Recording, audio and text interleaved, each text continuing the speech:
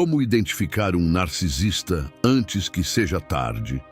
Antes de falar sobre como identificar um narcisista, você precisa entender algo que vai contra tudo que seu instinto diz. O narcisista raramente entra na sua vida parecendo perigoso. Ele entra parecendo extraordinário.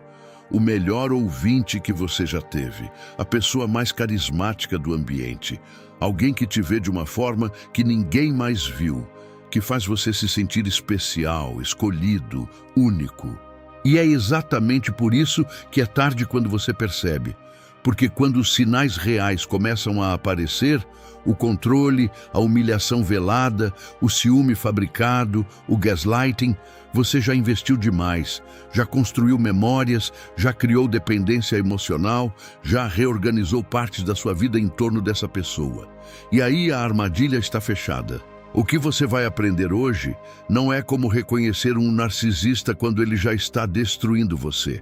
É como reconhecê-lo antes, nos primeiros meses, nas primeiras semanas, nos primeiros encontros, quando os sinais ainda são sutis o suficiente para ser ignorados, mas claros o suficiente para quem sabe o que procurar.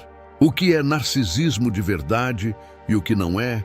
Narcisismo patológico, o transtorno de personalidade narcisista, não é simplesmente ser egocêntrico, gostar de atenção ou ter autoestima elevada.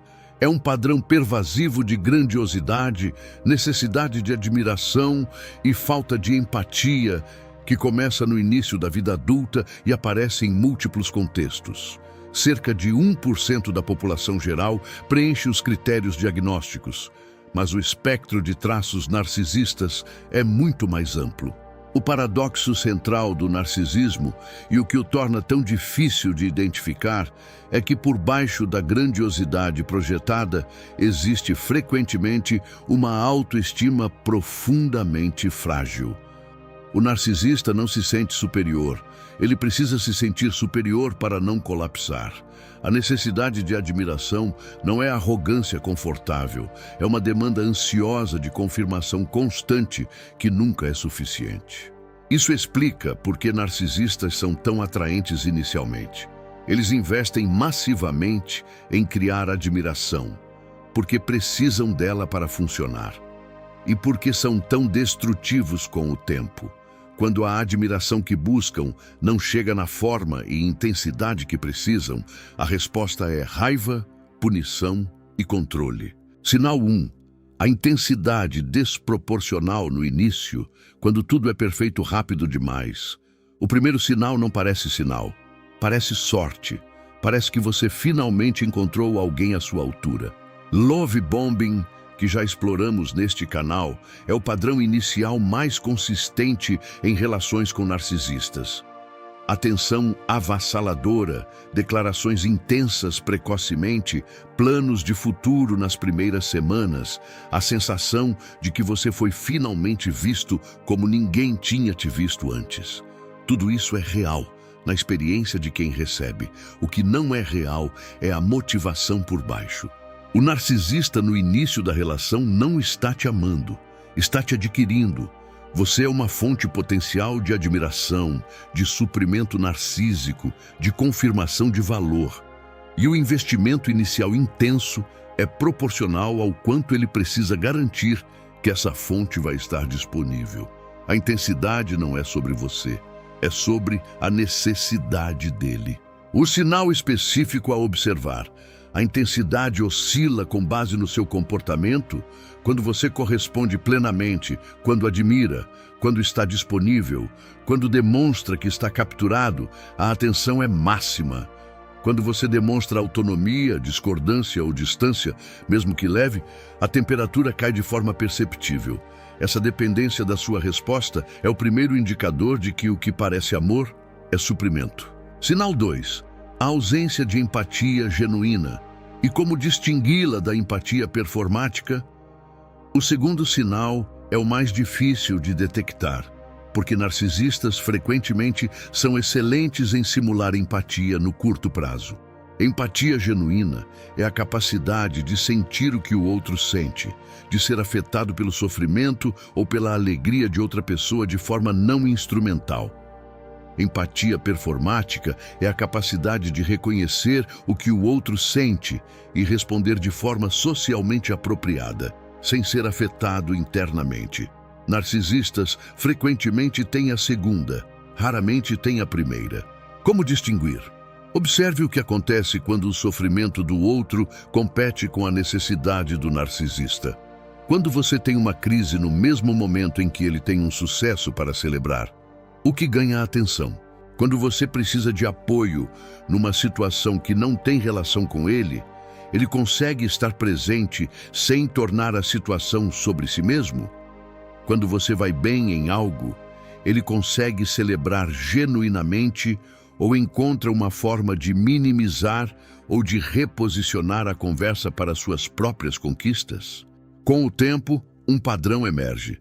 As necessidades emocionais do narcisista sempre têm prioridade. Não porque ele declara isso, porque o sistema opera assim automaticamente. E você, gradualmente, para de trazer certas coisas para a relação. Não conscientemente, porque aprendeu que quando traz, elas são redirecionadas, minimizadas ou ignoradas. Esse aprendizado silencioso é um dos sinais mais claros de que a empatia que você percebeu não era o que parecia. Sinal 3. O padrão nas relações anteriores, o que os ex-parceiros têm em comum. O terceiro sinal está no passado, não no seu, no dele, e é um dos mais informativos que existem. Como o narcisista fala sobre as pessoas que já saíram da sua vida, ex-parceiros são todos problemáticos, todos loucos, todos que não entenderam o que tinham. Ex-amigos foram todos traidores, todos invejosos, sempre o problema estava nos outros.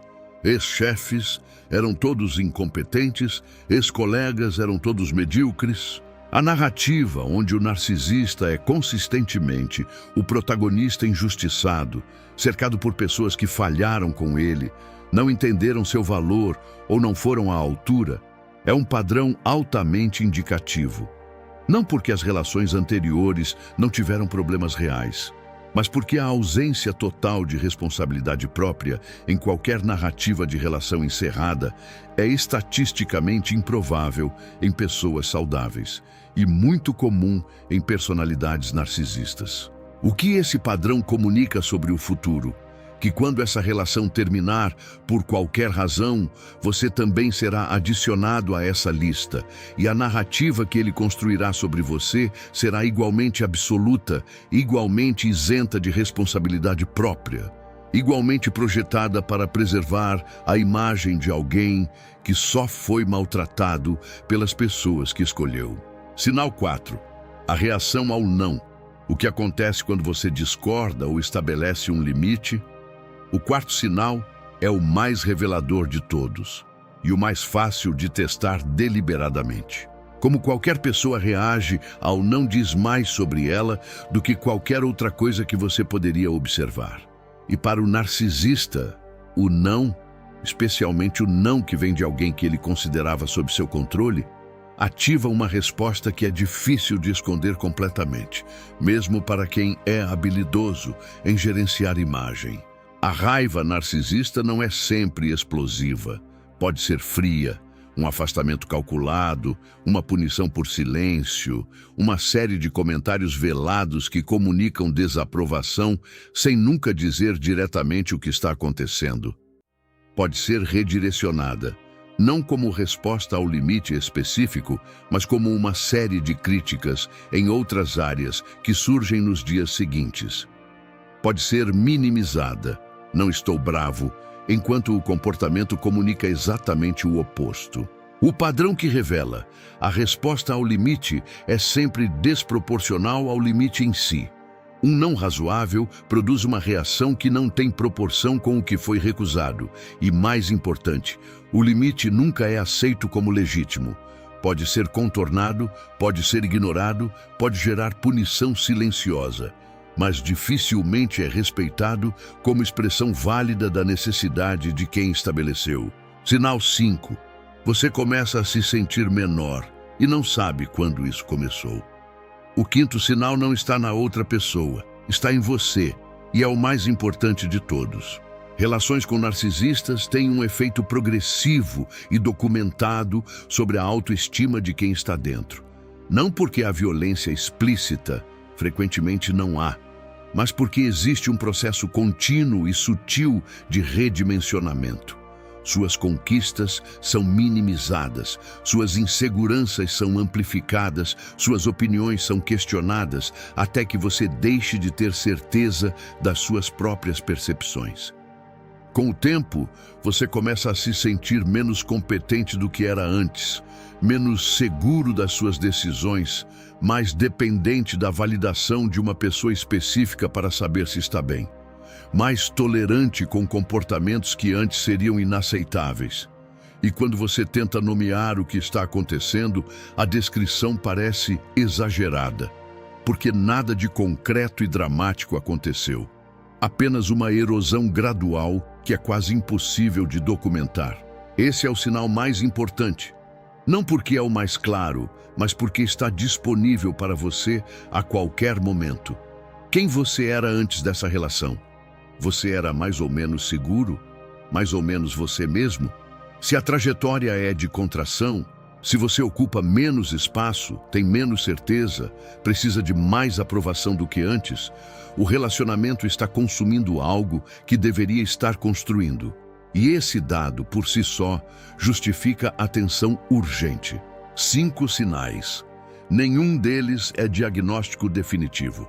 Reconhecer um ou dois desses padrões numa relação não significa que você está com um narcisista clínico. Significa que você tem informação que merece atenção. Padrões, não eventos isolados. Consistência, não exceções. E se você reconheceu vários, especialmente o quinto, sobre quem você se tornou, saiba que o reconhecimento é o ponto onde a escolha começa. Não a escolha de ir embora necessariamente, a escolha de parar de negar o que você já sabe, de parar de explicar o inexplicável, de parar de ser mais gentil com a narrativa da outra pessoa do que com a sua própria experiência. Narcisismo sobrevive pelo silêncio de quem está dentro, pela vergonha de não ter visto antes, pelo medo de que nomear seja exagero. Este vídeo existe para dizer que não é exagero, que você viu, e que ver é o único começo possível. Um grande abraço e até o próximo vídeo.